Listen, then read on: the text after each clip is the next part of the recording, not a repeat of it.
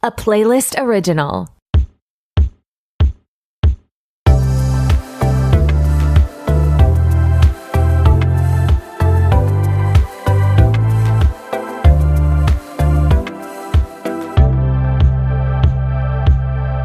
What's up? It's your host Tori, and who is ready to be petty? Welcome back to another episode of RTPP. I'm so glad you're here. And like a little personal update, because Christy from X Knows All is always pushing me to share more. I got back from another spa weekend. I feel like I'm really becoming a spa girly, and some of it is documented on my TikTok at RTBP podcast, but I had such a lovely weekend soaking in mineral pools, walking along the beach, eating really good food, just having a really good time. It was called Tainamara. It's mid-island on Vancouver Island, and it is so beautiful up there. I'm really stoked what's happening on the Patreon this coming week. I am interviewing Janelle Brown for our book club, but I'm also covering some trending pop culture stories because I know not everyone reads the book, which, like, it's okay. We're not that type of book club. And next week I have Leah Russo from the Ashley and Jessica cast on, and we are talking about reality TV stars / actresses who tried to launch a pop music career but like inevitably failed. Think Lucy Hale, Paris Hilton, Leighton Meester, all of those girls. So I'm very excited to cover that. I also want to give a shout out to Brie, Myself, and I. You are literally beautiful inside and out, and I want to thank you so much for supporting the Patreon. I think you came my way through Sophie James, and I'm so thrilled that you decided to stick around.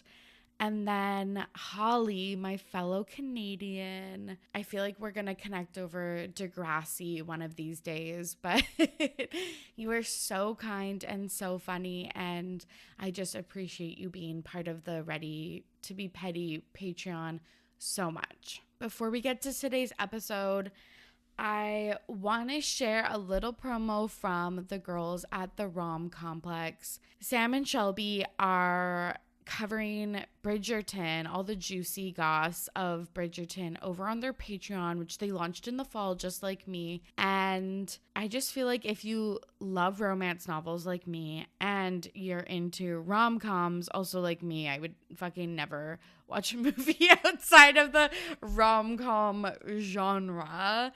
The Rom Complex is the next pod you should check out. Hey Sam, do you love rom-coms? Absolutely not. They're the worst. What?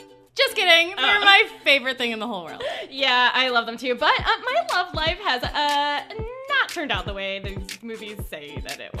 Let's just, I guess, put it that way.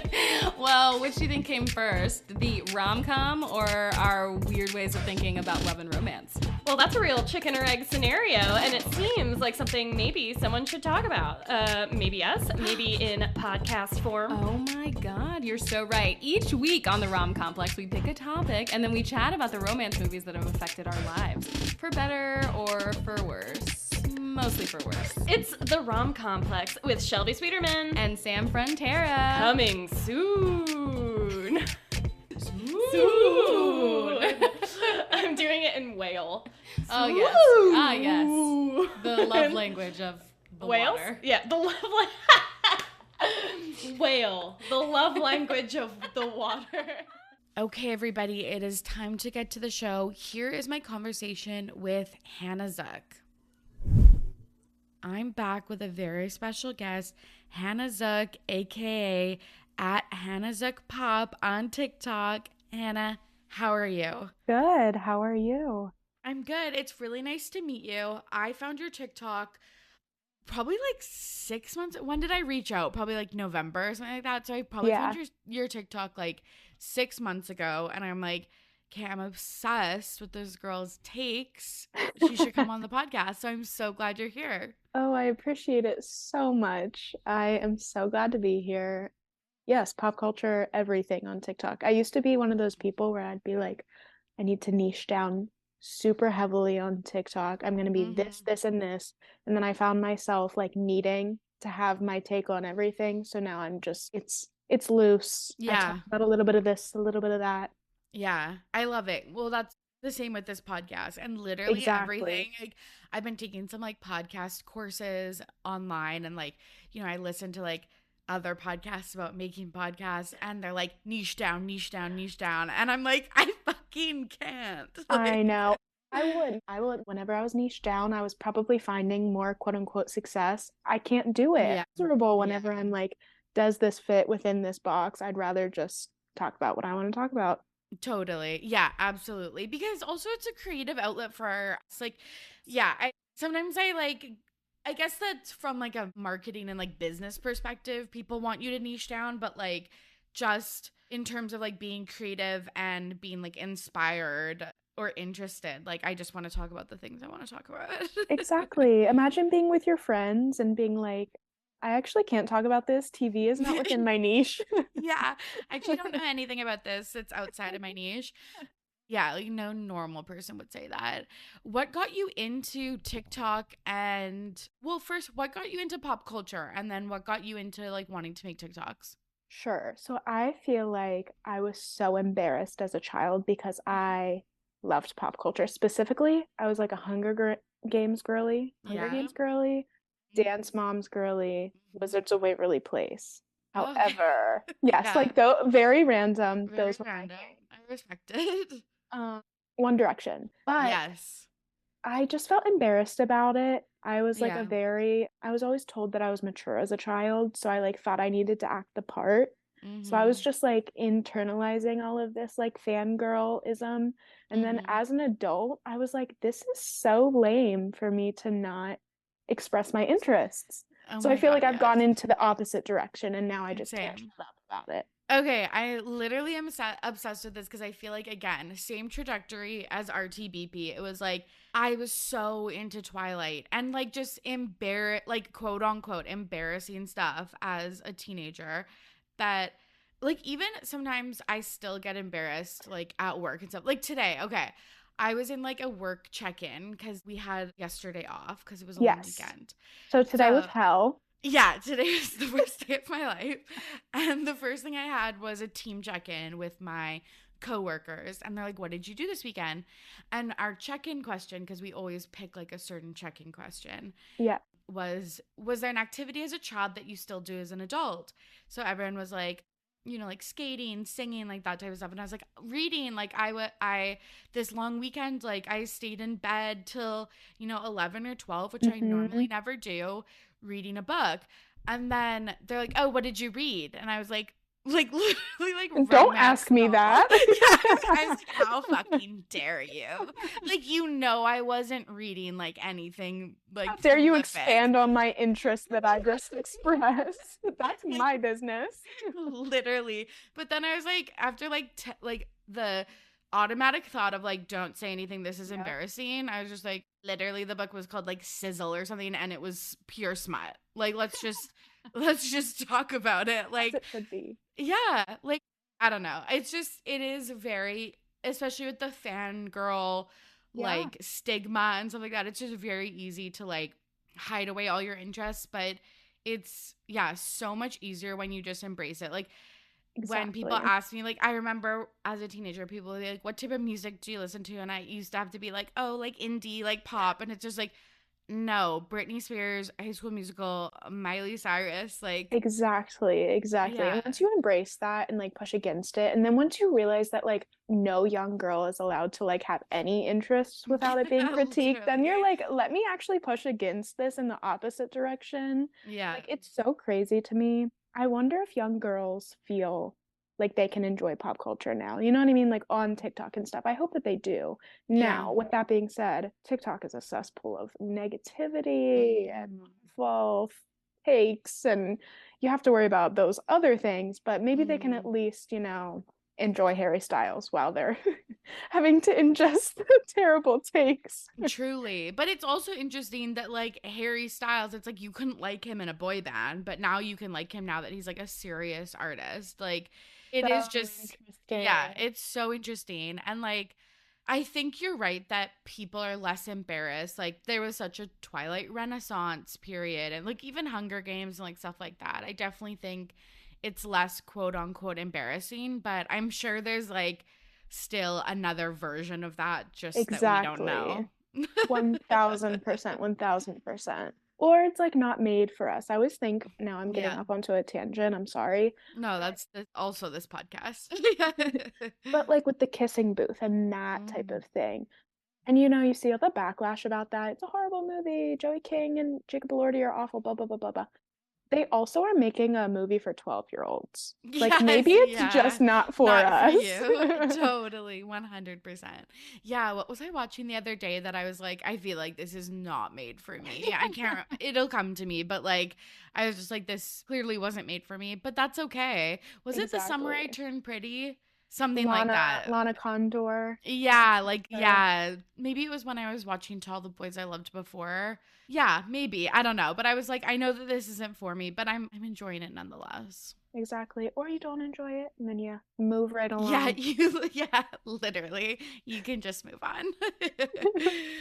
Okay, let's get into our topics for today. Literally this whole outline was crafted by Hannah, which was like such a treat. Most times I'm like, hey, what do you want to talk about to my guests? They're like, anything. I'm like, cool. Oh my goodness. I'm sorry if you want to go off on something else. Oh no, I'm obsessed. I added my Nicola, Peltz, and Brooklyn Beckham thing. Like, we're all good. But I looked it up. I did some research. I'm ready to talk. Okay, perfect.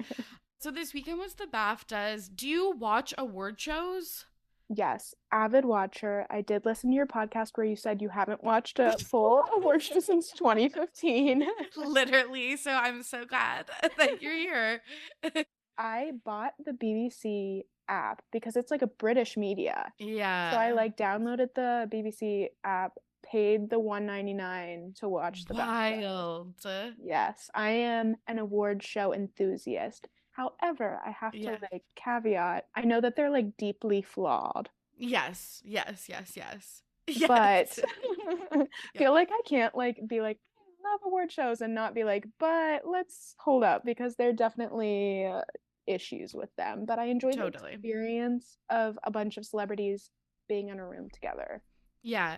Was there anyone in particular you were like excited to see? Because you're right, since this is like the British Film Awards, it draws a little bit of a different crowd than like the ones in LA. Yes, totally. So like I was really excited for After Sun, which is the Paul Mescal movie. Yes. Biggest Paul Mescal fan, the love of my life. Mm-hmm. Who else was I excited to see? I think it was just like me preparing myself for the Oscars. Right. You know what I mean? Because everything is pretty much the same, but I think it's going to be a different outcome because the BAFTAs are like historically like 5 years behind progress-wise than like the Oscars. Right. Yeah, I was seeing a lot of articles about that, like all white, like nomination categories, winners, like all of that stuff. It was insane. I think there were 46 winners and 44 of them were white. Like very bad. That's very bad. So bad. And that's just not reflective of what the UK's population is. That's gross. It was gross. There were so many good, I mean, Everything Everywhere All at Once is a top runner of film. Like there's no reason they shouldn't have won more categories. It was insane. But this like one war movie called All Quiet on the Western Front, right, like swept. Yeah. I don't think that's going to be the Oscars. Right. Yeah, because you're right. Like we are almost at the Oscars, and like so those are in mid-March, and we kind of have more of the puzzle pieces because everyone always, it's kind of like an election where you're like, it truly is. Like, these people are ahead in the polls. It's like, oh, these people have been like nominated or have won, so it kind of gives us a better prediction of who's going to win at the Oscars. Do you think there's going to be any like crazy upsets or? So I think that the most interesting category is lead actress. Right. Because I think it's between Michelle Yeoh and Cate Blanchett. Right. Cate Blanchett has won more so far, but I think everyone, when I say everyone, majority are rooting for Michelle Yeoh. Agreed, yeah. So it'll be interesting to see that. But then like that Andrea Riseborough, I don't know if you know about that drama happened. So it's just like interesting to see what plays out because no one was expecting that. Yeah. I had one of my podcast friends, Arthur, who hosts Two Cents Critic, on a few weeks ago, and he's a big cinephile, and he was telling me, he's like, something's brewing with this, and this was like before people had really started like talking about it, and now it's like completely blown up. Insane. It's so crazy. Insane. And you are so right about it being like an election. I feel like I have been watching these people campaign now for years. Yeah. It's crazy. I know. I'm like, I can't believe we're like not done yet. I feel like it's been going on for so long. We all need to just do less. Yes. Speaking of doing less, because I hope she never ever does less in her life, but Ariana DeBose. I loved that little God.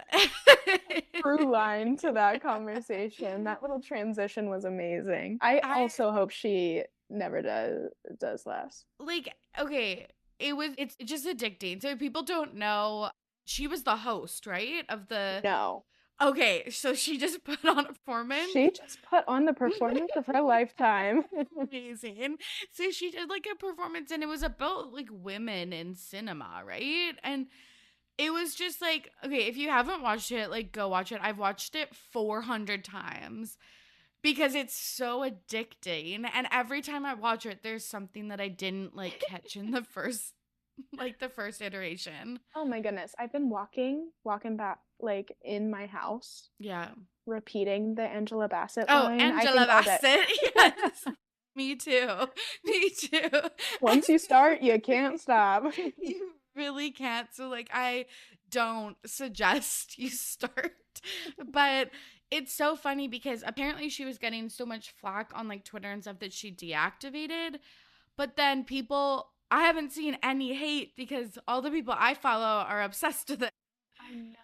That's my whole thing too. I've been thinking like going back and forth between whether I like not agree, but like empathize with her deactivating. Because on the one hand, I'm like, in the beginning, she probably saw the first few tweets trickling in and was like, this is just going to be a shit show for me. Let me bow out before it really like smart gets out, which like respect, protect your peace. Yes. On the other hand, she should have been changing her Twitter bio to like did the thing. She should have been leaning into it. Like it would have been the perfect opportunity for her to like make stands because that's how you do it. Yes.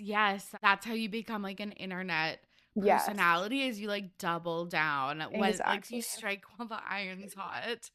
But I did see that she commented, do you know who Evan Ross Katz is? Yeah. So on Instagram, he had posted about it and she commented back like, love this or something. Yeah. So it must have been something she saw on Twitter that was like, yeah, I'm just going to bow out. Yeah. And like Twitter is probably maybe more toxic. I don't know. But but she put on this like seemingly 10-minute performance and she's like in a pink like jumpsuit. There's chairs at one point. There's like voguing. She's like so out of breath, which is so relatable. Like she's singing. So relatable. She's singing and dancing, obviously, and she's like literally so out of breath. It's just like, that's me. Like that would be me up there. Like I can't imagine doing all of the prep that all of these pop stars do for all their performances where they're singing, running, dancing, and like holding, like not holding their breath, but breathing in a way that like is not disruptive to like the audience. But she's walking through the audience. She does, like again, a full routine on chairs. And she's like a Broadway trained performer. And I think people were just saying it was like something that you would see on like Drag Race or like not a home video, but like, I don't know, maybe YouTube. It was not something. BAFTA. Yes. Vibes, Yeah. By the way, like I'm obsessed with the fact that none of the celebrities were having it other than Viola Davis, who is like bopping along in the Bopping background. her head. I know. What an icon. She got it like the Twitter users got it. Okay. Exactly. Like she's in on it. Like Exactly. yeah, it's amazing. So if you haven't seen it, you should definitely go look. The other thing that was like on my just wait. Last thing I want to say about Ariana. Yes. No one would care about the BAFTAs before this. Like, no one cares. So the fact that it has brought so many new eyes to this stodgy, old, stale award show, like, they should be, again, leaning Thanking into her. this. Next year, she should be like a red carpet correspondent for sure. Absolutely. Easy. Anyways. So... The other thing was Will and Kate were all over my timeline because they attend every year, which again makes sense. Kate re-wore a dress that she wore to a previous BAFTA, so everyone's always like, sustainable queen, like, love it. But she added like a shoulder, like, detail and then gloves this year, and she was wearing earrings from Zara. Okay, fast fashion queen. Yeah, so everyone's going like, from sustainability to fast fashion queen. I'm like, I think they like cancel each other out, but like, yeah. So everyone's like, oh my god, she's wearing like $27 earrings. But no, it's so fucking funny is like so when I first saw the pictures with no article, just pictures, I was like zooming in on her earrings. I was like, these look so cheap. Really? And I was like, oh my yes. God, no. And then I was like, okay, but like, because she's a princess, they're obviously real. So like, it's probably just like the angle or the light or whatever. Yeah. I'm the cheap one. Like, I can't tell like real jewelry. And then a few like hours later, I saw the article that's like her earrings are from Zara. So I was like, oh no, they do just look like shit. Like, but so like, what's like the strategy behind the strategy here? I think it's again her being like trying to be relatable. Gotcha. Like, I'm an everyday girl. I also wear Zara. I also rewear outfits. Like, and how do we feel about that? Like, okay, I think it's just like a transparent PR move. So like I'm just like, okay, whatever. Like, I don't know. It doesn't take away from like their family or their institution or how much money they have. So I'm just like, what am I supposed to take away from this? I think it's my question. Like, yeah, rewore a dress, to me, that is enough. Because I'm like, totally, you did the damn thing. Like, I know that you have jewels at home. Why don't you just stick a pair of them on? I know. You just bought something. Like, sustainability now is down. 100%. And like, that's the thing is like, it's probably better to just rewear something in your or like the queen's like, you know, collection. Yeah. Maybe source something, purchase from real, you know, whatever you want to do. Yeah. Can you imagine? She's like, these are actually from the real. Like, they're rented. Yeah. So I don't know, but I'd love to hear about this type of thing because it is interesting. I saw Cate Blanchett also rewore a previous dress. That's interesting. I love that.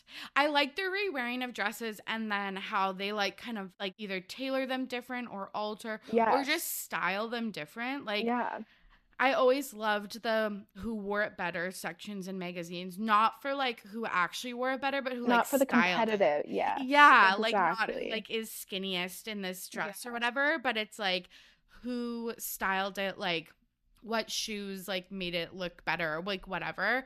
So I like that aspect, but I don't know what the takeaway is.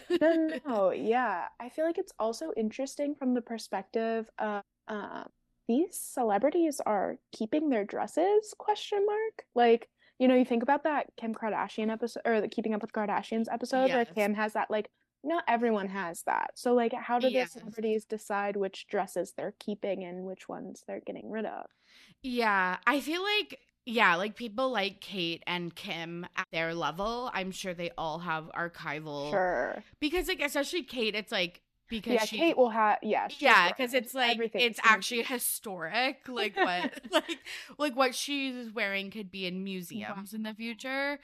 But I feel like the people at Kim's level, have archival like storage But rooms. Kim also like just thinks ahead like that. Like thinking of I like know. the Kate Blanchetts. Like I'm like, girl, you've Right, for right. this long. That's so interesting. That's true. I did watch an episode of The Home Edit on Netflix with Reese Witherspoon, Yeah. and she got the girls to redo one of her closets, and she had a lot of stuff from movies and red carpets and stuff. So maybe it's more common than we think. Because like also just think about the space. Like I get rid of so much stuff every year because I don't have the space to keep it. Like I live in 400 square feet. So like yes, I know. I'm like in my apartment and I'm like, how do these celebrities, multimillionaires keep all of their things?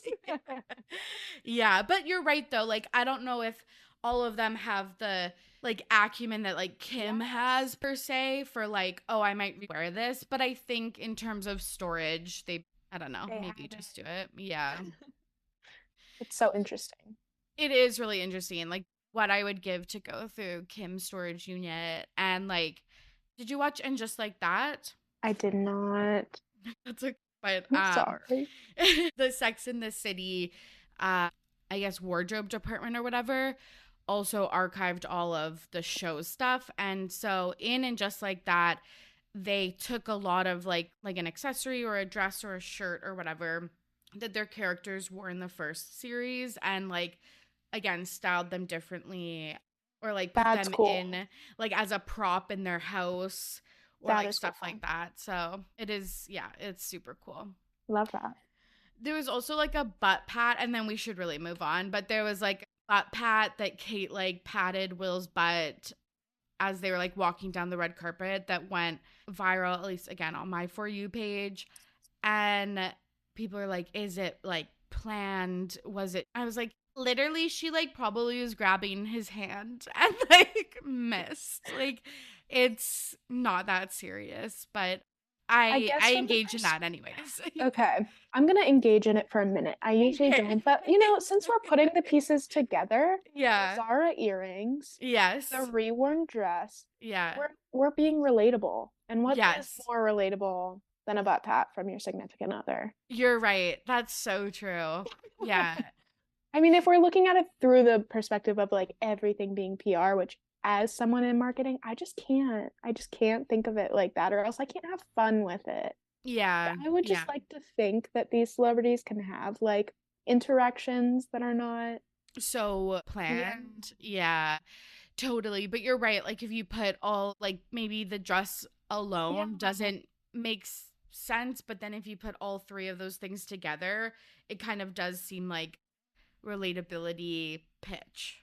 Which is what, and I don't want to open this can of worms, but it's what Harry and Meghan were doing too, right? Oh yeah, like 100% that I think that's why so many people gravitated to Harry and Meghan, and that they're starting to try to emulate. Right.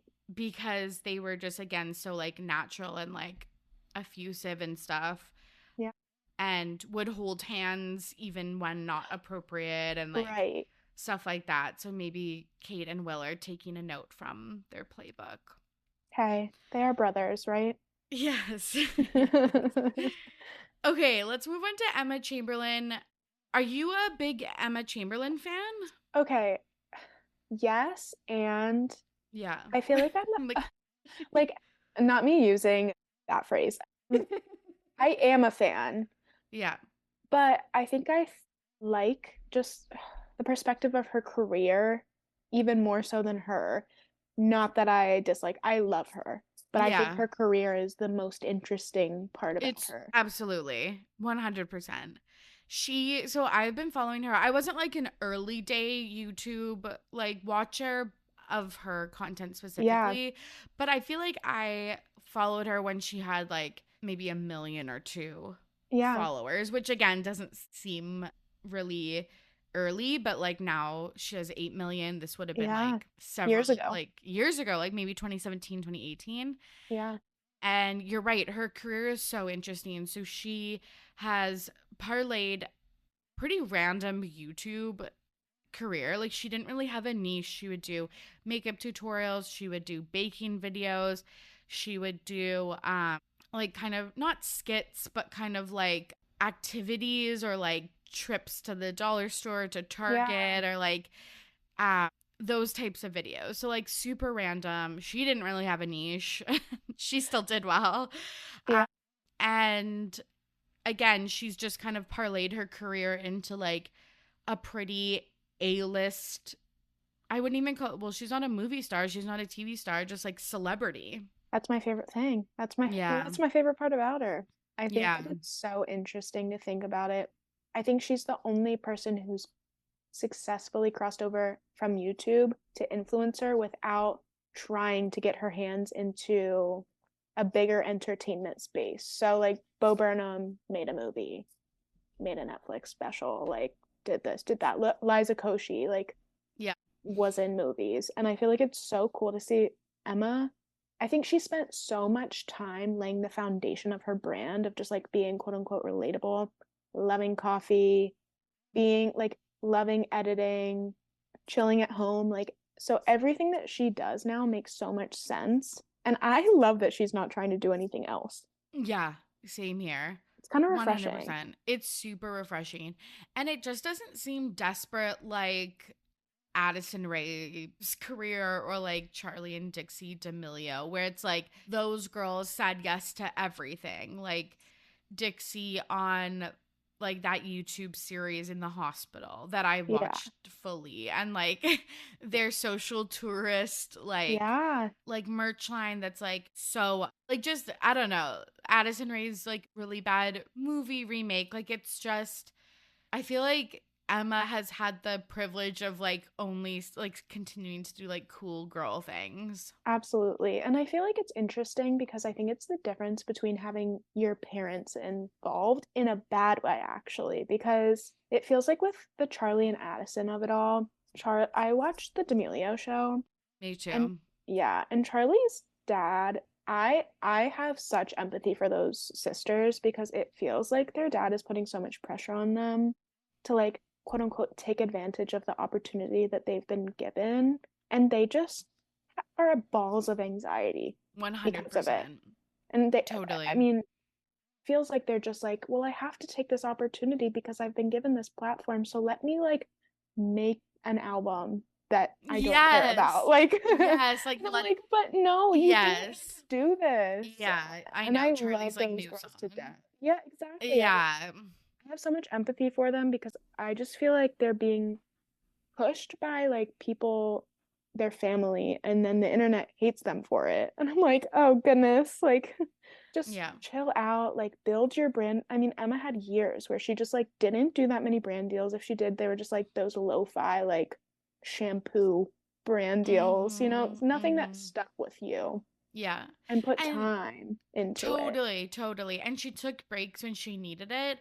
I think that's like another thing is like, especially like you and I are content creators, obviously not to the scale as like Emma Chamberlain, but like she really, you can get burnt out from, oh my goodness, like whatever you're doing. And every single time she would get burnt out, like she would take a break, or like she hasn't posted on YouTube in such a long time. She did like a few videos last year, but other than that, like really minimal posting and stuff. And like she's like, when I'm inspired, I'll make something, and when I'm not, I'm not. And then it's like, and she admitted when she was like, when I was posting bad content, it was because I was just doing it to post regularly and stuff like that. And I just love that mindset. I need to take that advice myself, but it's just like, it's so refreshing, and so it's like the antithesis of everyone else in the industry.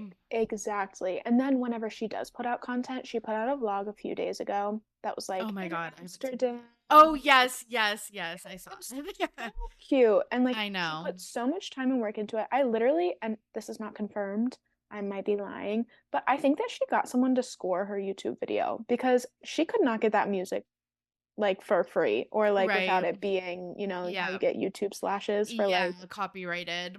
I guarantee you she could not find the music that she put in her video. Like, I think that she actually is, I mean, I think that she took that trip in August and she Yeah. literally posted it last week. So it's been months. I think she was just like, let me have fun editing this, literally scoring it or whatever she did with it. Yeah.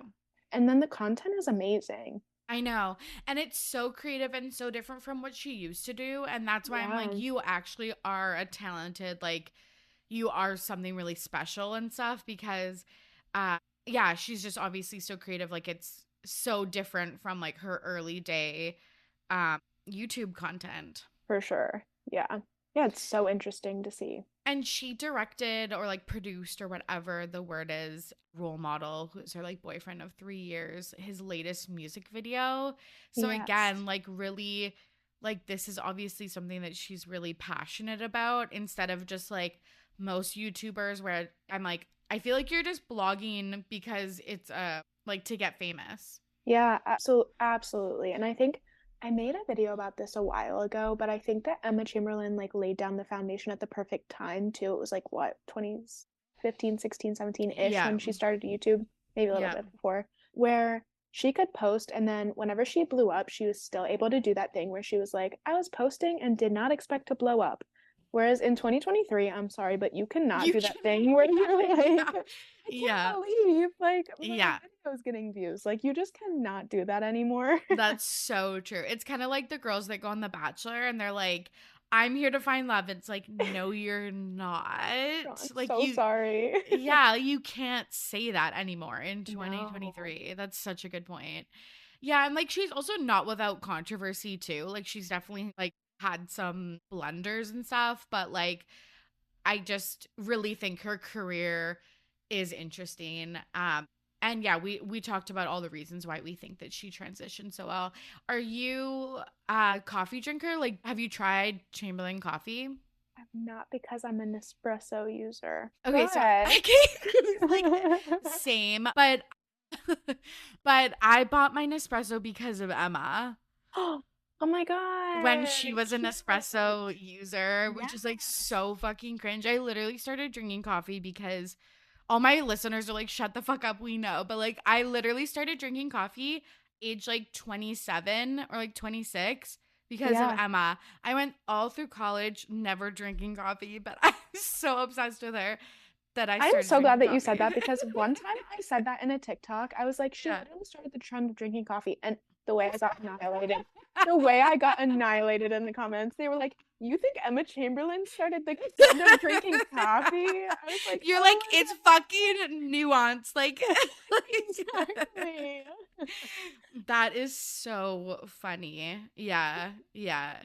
I definitely think she, you're right. Like, obviously she didn't start the trend of getting coffee, but I definitely think she started the trend of incorporating, like, making a nice coffee in the morning into your, like, self-care morning routine. And I also think she started the trend, or maybe not, again, maybe not started, but popularized the trend of like, oh, you've got nothing going on, or you're sad, or you need a break, go Yes. walk and get a coffee.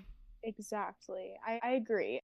I would never, ever, ever said anyone would start a trend anymore, ever. Literally. But I do think that she helped popularize it for sure. Yes, totally. Did you watch her GQ, interview with Role Model? Of course. They're so cute. Because, like, I don't know Role Model. I don't know his music. Me The only neither. thing I had heard of him was, like, that song he wrote for Emma that she's in the music Yes. video for. And I was like, it's kind of weird. And, like, I loved the, like, people mimicking it. So I was like, Yes. okay, kind of weird. And then I was like, I'm obsessed with you both. You are so cute. And it really harkened back to the Kylie and Travis GQ interview. I thought the same thing. Yeah, like 5 years ago when he couldn't name her fucking dogs. Stop. Oh my goodness. The way that that's the exact same thing that you can't think of any GQ couple quiz without thinking about Kylie and Travis's. I know. Which is like when he was like Norman and like Lady, and she's like, you got one. Like, I'm like, you guys have a child together. Like, It was very cute, the GQ interview. I think that it was like the first time I was able to like get it. Not that I was judging before, but I just was like, I do not know this man. Yes, yeah. And I was like, no one's good enough to date Emma Chamberlain. But they're so similar. It seems Yeah. like they have such a similar vibe. I work at like a digital advertising agency, and I was thinking like everyone over the age of like 45, if they need to like advertise to a Gen Zer, should have to watch that specific video of them 100%. interacting. It was Yeah. such a Gen Z interaction. It was just so cute. I loved when he was like, one of the questions was like, where does Emma spend most time in her home? And he's like, probably her bed. And then she's like, no, it's my desk. And then she's like, outside of my desk, it's probably my bed. And it was just so cute and relatable. And yeah. I think my favorite part was whenever he was like explaining her podcast, and he was like, you know, your work, your podcast, not that it feels like work. Like, yeah. made sure that he like plugged something for the viewers. I thought that was so cute. It was so cute. Okay, let's talk about okay, I feel like Emma, effortless, chic, like cool girl. Absolutely. The opposite. Like Brooklyn Beckham, like so try hard, new money, tacky, like just so embarrassing. They've been trying to, I feel like, make their relationship and just like their celebrity work, and it just they have all the tools, but they just can't seem to, you know, get it right. Mm-hmm. But there's all this drama that has come out of their wedding because their ex-wedding planners are suing the family for damages, and her dad is countersuing over $159,000 deposit that was allegedly never returned. So there's like so much info coming out about this wedding and how much of a disaster it was to plan. There was a wedding planner that was hired who stepped down 11 months to their wedding. It seems like a far, like, you're like, oh, 11 months, that's like a year. But for a wedding of this scale, it was 500 guests. And like of this, I don't know, just like hoopla, that is really close to the wedding. So then they were replaced once, and then they were only, I guess they only had rehired someone 6 weeks out to their wedding. What? And then, yeah. So that's the part that I like was confused, unless there was another wedding planner in between, which would make 4 wedding planners. I'm like, that's ridiculous. They were let go after 9 days, and then they finally hired the last person who, like, you know, took it home. Stuck it out. Stuck it out the 9 days. Oh, no. It was a $3 million wedding. It was in April 2022. It was covered all over British Vogue, which is, like, where I first saw it.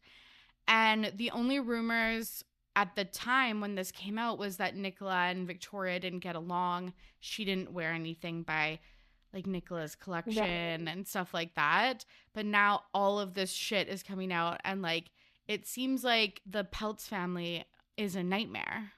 Yeah, it's so interesting because I read the texts, and I feel like I read the text, and I feel like they could be taken 2 ways. You know, it's like one of those things where I don't think that it's a big deal that they were trying to keep it from Mrs. Spice. Yes. That Victoria. like there were things going on behind the scenes. Like I too would want to hide from Miss Spice if like there was drama going on behind the scenes. Okay, that's a really good point. So a lot of it they were like, don't tell Victoria anything. Like I too would not want to tell the queen herself that like it was like wedding, like I would just want it to come across as like elegant and put together, and But that's fair. Thinking on the other hand, like you should be comfortable enough with your mother-in-law to like be open and honest. Like I think I see both sides to that part of it. Totally. And I also wonder, like, was it Nicola that was the issue, or was it her mom? Mom Claudia. That's a good question, because she also wanted to hide the cost of the wedding from her husband Nelson. It seemed like Claudia was like really like taking the reins here. She's like, this is the event of the century. And Claudia and Nicola were like, this is gonna like make or break Nicola's career. So like we gotta put on like That's a show. also why I was like, almost seems like Claudia is the problem. Right. This was like the dark-sided part because so she was trying to also get the wedding vendors, which if you've never been married, I learned this, again, not from my own wedding or anything, but from like friends getting married. Wedding vendors are like, and people are probably like, fucking duh. But like, it's like the hair and makeup, the caterers, the like flowers and stuff like that. So she was trying to get most of the wedding vendors to lie and keep all of this from her husband. Which like, it's very... Claudia. Yes, and it feels like it's very like Real Housewives, like, don't tell my husband that we spent over $100K on hair and makeup. But he is a billionaire, right? I know. I was like, that's chump change for him. The wedding was $3 million, but he's a billionaire. But the sad part, and like hopefully she's doing well, like kind of want to do a wellness check. She told the vendors that he would kill her and be so mad if he found out the price. And I was like, y'all, that's a red flag. Like, that is dark-sided. Like, don't take that lightly. Like, yeah, there's something odd going on with the parents of it all. Yeah, that's what I'm concerned about more so. Like, Brooklyn and Nicola, I'm just like, let two flops be flops every once in a while, like... Literally. I kind of like whenever they're like, I see a video of them and they're just being like nothing on a platter. I'm like, you know what? Just someone has to be like life. Yeah. We can't all be Emma Chamberlain. Like, yeah, no, I get that. But it's also just funny how they were trying to again keep this from Nelson, the dad, and from Victoria Beckham, and it blew up anyways, and it's all over the tabloids. And now we all have seen the text. Like now we've seen way more information than we ever needed to know. We should know less about each other. 100%. So yeah, the texts are really funny. So if you haven't seen those, you should go look at them. Like Nicola talking about like if Lewis Hamilton like is gonna RSVP and like just I don't know, just the Meghan of it all, right? Like Meghan and Harry. Yeah. She was like, Meghan who? That was another red flag for Mom Claudia. That's when I was like, she is just inviting anyone. Yes, yeah, like Meghan and Harry like declined. But yeah, like Gordon Ramsay, like there was some Eva Longoria. There was some of like, where you're like, oh, you're kind of more Victoria's friends than like friends of the bride and groom. Yeah. Have we ever found out like anything more about the Nicola and Victoria of it all? I don't think we have ever found out why they were feuding, but I definitely think that there are pieces of like, or like signs that say that they were. Like, I definitely think that that's true. Yeah. I think she would have worn her to her wedding. I agree. Even if it wasn't the wedding dress, I definitely think like she had like a week worth of like celebrations. Like, of course. You have the rehearsal dinner, engagement parties. Like, I definitely think it would have been featured there for sure. You know what the funny part about that is we're always like looking at like Nicola and Victoria, and I wonder if it's like randomly, excuse me, what is her husband's name? David? No. Nelson? No. Brooklyn. Yeah. Like, this man has no hold in my mind whatsoever. Same, I know. What if it's like Brooklyn and Victoria like beefing? Okay, I low-key kind of thought that, but then I was like, the family seems so close, like all of their kids, the little girl. But then like that could be true because he, I think, moved to the States and then he got a big Peltz tattoo, like, and then he, changed his Instagram to like Brooklyn Peltz. Yeah. So maybe she's like, this is annoying. like this girl's taking away like my son. Yeah. They're so young, like, I don't know. Yeah, things move fast. Totally. Okay, let's talk about Gen Z. Okay, so you wanted to talk about Gen Z performers. This was really interesting to me because I definitely agree that there's a lot of young performers that don't market themselves the same as like older millennial performers or engage on social media. Like Yeah. just even thinking about like Rihanna over the last couple years.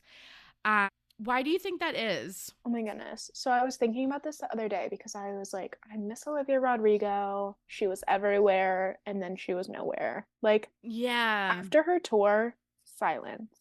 Yeah. And last year I was like, this is so amazing. Like we get a break from her in the sense of like, I feel like nowadays because of social media, of course, like whenever a new artist comes onto the spot, like everyone obsesses over them for like 2 to 3 months, and then this shift happens where then everyone's like, wait, actually they're not talented, they're annoying, and I hate them. Yeah. So I feel like that, like, what's the word? Like acceptability or like just the timeline that people like a celebrity is much like very much condensed nowadays. So it's like you have to get everything that you want in like one news cycle. Yes. Yeah. Like truly, which is so Yeah. interesting. I mean, even thinking about Lil Nas X, Mhm. he is so smart at this. Like He whenever you is. think about like his Devil Shoe and all of the Mhm. crazy things, like his like Twitter stuff, whatever, Mhm. it was like 2 months and then he was gone and we Yeah. have literally not heard from him since. Truly. It's such a good point because you open yourself up for so much criticism when you are, a girly like Taylor Swift, or I don't even know other examples at this point, but like it's such a good point. But then on the other hand, and maybe again, they just don't care about this. Like Mhm. I haven't played Olivia Rodrigo's album in such a long time just because I like literally forgot about What are you it. supposed to do? Like listen to the same 10 songs like Yeah, 1 million times? That's the yeah. other thing. I think that there are downsides to it. And it's interesting specifically coming from Olivia because she has again like I think it's like a 10 or 12 song album and no other Mhm. music. So it's like what am I supposed to hold on to Yeah. like miss you other than those 10, 12 songs? The High School Musical, the musical, the Right. series soundtrack, like No, yeah, really. So sorry, I forgot about that. yeah, No, but it's just so interesting. And like, and whenever that was all happening, I was seeing daily paparazzi pictures of her. She had like the cutest little vintage yeah, sweaters on every day. Like, I was obsessing over her style. And again, like, she does not get paparazzied. Like, yeah. I think I've seen like 5 paparazzi shots of her in the past like 2 months, which is Like crazy. good, yeah, like good, Yeah. probably good for her, but maybe not good for business. It is interesting because, again, it like maybe she decided to cool a little bit because some of the tides were like turning on her. Yeah. Like she was like the sweetheart, and then dating an older guy thing happened, which I'm like, Yeah. that's not the girl's fault though. It's like the predator man. Literally not her fault. Yeah, and then the like lyrics being Yeah. credited to other artists thing happened, and Which people is just like a lack of music education from us. Like I 100%. listened to a full like podcast about that and I was like, man, I cannot believe we are getting mad at this. And it was also like a failure on her team's part because Exactly. It's not her submitting this to the fucking like copyright people. right, so Yeah. interesting because like if you think about it, if I were to go and make a song, if I were like tasked the most musically untalented person, if I was like tasked with making a song, I would definitely accidentally steal the tune of another song. Like, Of course. Of I course. don't know. It's just one of those things where it's like, I feel like she should have been set up better. Totally. Yeah. Yeah, I completely agree. And then the other things that she was kind of getting in trouble for was the small concert venues. And so then a lot of fans weren't getting tickets. I was like, again, that's not her specifically. She was like 17 at the time. She just turned 20. Yeah. So it's like she's probably not making these decisions. It's her team. I promise you she's not making these decisions. Yeah. And then like the other thing was like some of like her merch problems. I'm like, again, she's not fucking printing the t-shirts herself. Like if there's a mistake, it's these large companies and her many like people on her payroll. So Now I know yeah. that she does have new management. Yes, I did hear that too, which is really interesting. She's managed by this girl named Aline Kashishana, I think. She manages like Paul Rudd, Selena Gomez, Oh, nice. Jennifer Aniston, Mark Ruffalo, like That's good. a lot of high profile people. So I think that I'm hoping that they have a handle on her for next rollout. So Yeah. like, you know, good and smart and whatever. But yeah, I just find it so interesting. I feel like we have so much more access even still to these like older millennial artists, like the Harry Styles of it all. Man, you can't look without seeing him. Yeah. Taylor Swift, even though like she goes in eras, I feel like there are always Easter eggs being laid somewhere. You know what I mean? Like, she's always in the conversation. Yeah, she's always in like a headline for sure. Same with like the Kardashians. I know they're not pop stars, but In the conversation. yeah. Do not take breaks. Yeah, exactly. Like, so I think we talked about overexposure or like just being around enough to like fall into a scandal, whether it's your fault or someone else's fault. The other thing I was thinking is like maybe, and this is probably naive, but like we have seen like Justin Bieber and other pop stars like just absolutely not being able to handle the pressures touring and making consistent music. And I wonder if it's also possible that people are just like, hey, if you want longevity in your career, you have to like, you can't be like foot on the gas pedal, the whole time. No, I don't think that's naive at all, especially with knowing her manager, because she does manage Selena and the struggles that Selena has gone through. I just can't imagine them not looking at it through that lens. Yeah, totally. Yeah, I was, even thinking about Ariana. Like, it was kind of like the same with her. Like, she just disappeared in the last year or two because of, again, it was just like nonstop. That's an interesting case study of like nonstop. But it seems like the break has been like so good. Yeah, I saw she was posting today. So, okay. Let's move on to Pettyweight Champion of the Week. This is the part of the show where our guest nominates a Pettyweight Champion of the Week, someone in the media who did something petty and it was iconic. Who are you nominating this week? And you were like, I'm not a petty bitch. You're the first person that's ever said this. So sorry. You're like, let's actually do the opposite. And I said that annoying. It wasn't annoying at all. You're like, let's do the op. And I was like, what do you mean? Like someone nice? Like, I was like, okay, like, let's do it. Okay, I could not think of anyone that was being petty other than Brian Cox and what's his co-star's name? Jeremy Strong from Succession. And I was like, this is just not interesting enough for me to talk about. Yes. No, I appreciate that. And I wanted to talk about this anyway because it just happened this afternoon. So that was my frantic email. I want to talk about Selena Gomez's TikTok and Instagram stories about Bella Hadid. Yeah. Should we lay down the situation? Yes, because I also think it is maybe a little petty, but we'll get into that. So do you want to explain what happened? Yes. Okay. So on TikTok, there are filters. There's a Bella Hadid filter. Selena put on the Bella Hadid filter and did this sound of Bella being like, "Hi, my name is Bella Hadid." And this is a trend on TikTok where people like look at themselves when they look quote unquote like skinny or like feeling snatched or etc. etc. And then Selena posted another story without any filter and was like, "This is me without the filter. Accidentally over laminated my brows. That's why I look crazy." And then posed and was like, my name is Selena Gomez. And was like, she was like, I couldn't even pull that off. Like, so crazy, whatever. And then she posted another Instagram story with a very nice photo of Bella Hadid from like a Vogue spread or something and was like #girl crush. Yeah. I thought it was so funny. It's wild. Like, I feel like it was like a normal person. Like, I feel like you're just like shit posting. All of the comments of the TikTok were like, why do I feel like I'm on Selena Gomez's private story right now? Like, do you think she accidentally posted? And then she had to double down and like post it on her Instagram. She's like, fuck, I'm gonna have to lean into this. Yeah. No, like, this is the thing about Selena, though, is I would say like once every 4 months, you get the most random shit that you like really see her personality, because One thing about Selena, she does have a very like dry, silly like sense of humor, which I feel like we don't expect from like A-plus list celebrities. So it's just like shocking every time. Totally.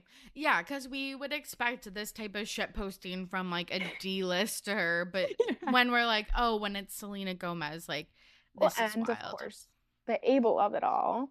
Yes. Okay, so this is why I'm like, hey, was this actually petty? Because as everyone knows, Selena dated The Weeknd 2 months after he broke up with Bella Hadid, and they like unfollowed each other on Instagram. Yes.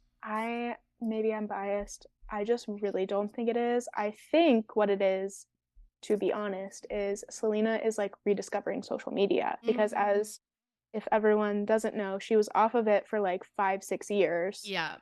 In the past like 4 or 5 months, she has the passwords to her Instagram and TikTok again. And girl, I follow Selena Gomez updates account. She is following like fan accounts left and right. I think last night I saw that she followed like 2 Florence Pugh fan accounts on TikTok. She's like so cool. Selena Gomez is relatable. having fun. No, exactly. Yeah. Selena Gomez is having fun. I truly think that she's just like seeing celebrities online for the first time. Yeah. In such a long time, basically since she was like a very young adult. Yeah, totally. And like the internet has also just changed so much in like the past 5 years. Right. So maybe, well, that's a good point too, because it's like if she would have posted that in 2014, I don't think people would have really batted an eye because everyone was shit posting. And it would have been like on Snapchat, and the Bella Hadid filter would be a dog ear filter. Like, yeah, totally. Yeah, I think like, yeah, so you're right. I do agree that I think she's rediscovering the internet. And like, I think also, I don't know if this is true or not, but there was rumors that Selena and The Weeknd were PR because they were both like really like needing, you know, PR relationship in the period that they had dated. Yeah. Again, unsure if that's true or not. So like, I feel like sometimes kind of like Taylor and Harry Styles, when you're out of a PR relationship, you don't like think you're not beefing with that person. Yeah, because you know that it was fake. So it's like with the Bella Hadid stuff, I feel like she would just post this because it's like, well, we have no beef because we didn't actually date. Like, or even if they did date, like think about it, they dated for what, like 6-8 months versus Bella, who had like her first serious relationship with him. Yeah. Like, who was Selena to be like, I don't like this girl who seriously dated my ex who I dated very casually. Yeah, totally. Yeah. I will say her using the filter and being like, I like girl crush. She didn't say I wish I looked like that, but I feel like that's like the implicit message. And I was like, no, you like Bella is like, I feel like the poster child of like buccal fat removal. Not that she even had got that, but it's just like that's what people are emulating. And you have these like round cheeks, which are like justice for round cheek girlies. Of course, we both have them. I know. I was just gonna say, like, there's 2 right here.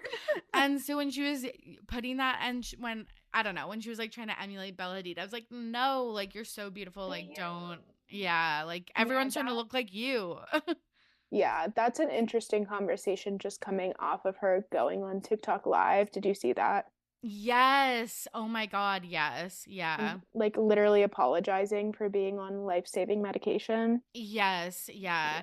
Yeah. Because she has lupus, obviously, and like other autoimmune things. And I relate to that so hard. Like I was just on a month of prednisone, which is an anti-inflammatory drug, which she is probably on or something very similar. And like I'm feeling the exact same way that she's feeling. And like I could not imagine people like commenting on my posts like about the literally puffiness like and stuff. What happened to her face? I know. People are so gross. And like the way that she explained it, like why it's like on and off and stuff, it was just like that makes so much sense. And why do people feel the need to say anything? So She shouldn't even have to justify it. I know, 100%.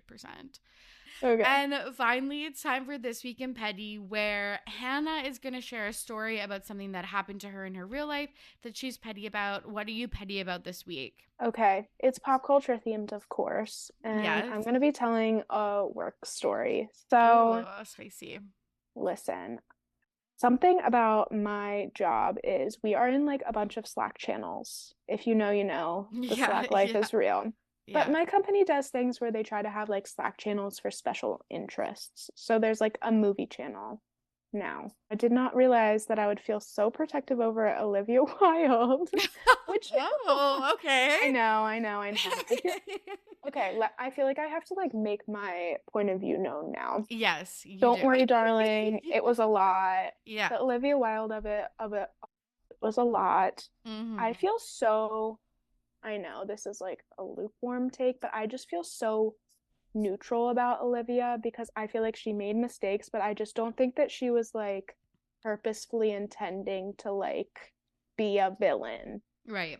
You know what I mean? So that's kind of, I guess, my take.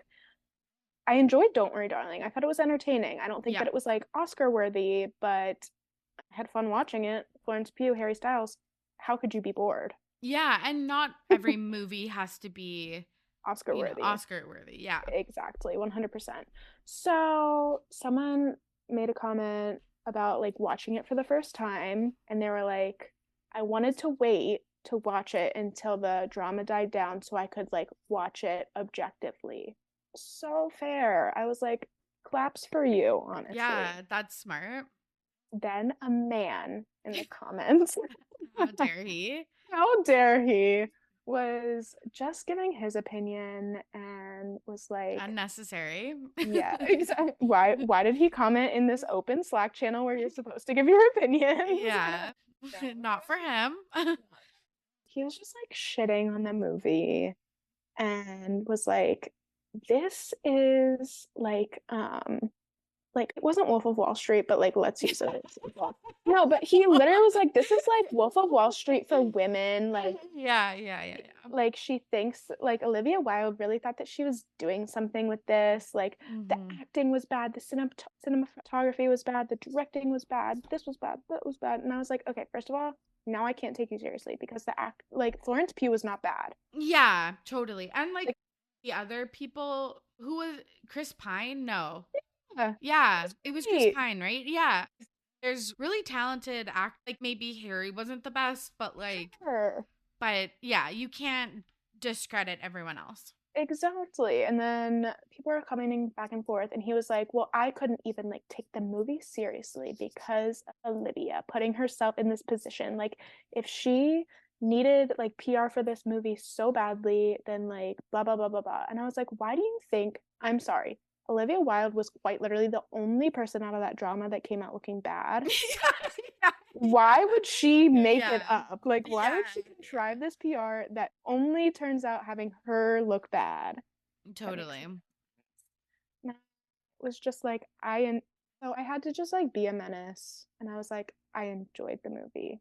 Now, I would have never said that if like these conversations didn't happen. But I was just like, can't get away with this. You can't like get away with just being negative for no reason. I'm just giving the worst take ever. That's so funny. And he was like, you're allowed to have your opinion. Like, thank you, man, for telling me I'm allowed to have my opinion.